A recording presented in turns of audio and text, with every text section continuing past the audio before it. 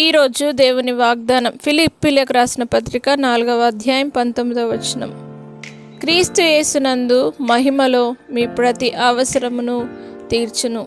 నా ప్రియ సహోదరులారా, దేవుడు తన ఐశ్వర్యము చొప్పున క్రీస్తు యేసునందు తన మహిమలో మీ ప్రతి అవసరతను తీరుస్తానని దేవుడు సెలవిచ్చినాడు. కాబట్టి దేవుడు తన ఐశ్వర్యము చొప్పున మిమ్మల్ని ఆశీర్వదించి మీకున్న ప్రతి అవసరతను తీర్చి మీ జీవితంలో గొప్ప మేళ్ల చేత నింపి ఆశీర్వదిస్తానని సెలవిస్తున్నాడు. కాబట్టి ఈ వాగ్దానాన్ని స్వీకరించండి.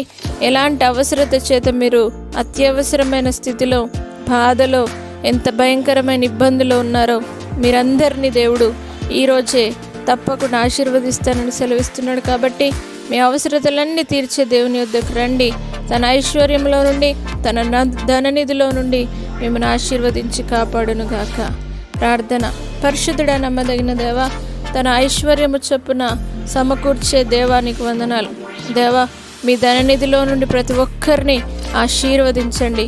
క్రీస్తు యేసునందు మహిమలో మీ ప్రతి అవసరతను తీరుస్తానన్న వాగ్దానం ప్రతి ఒక్కరి జీవితంలో నెరవేర్చబడును గాక.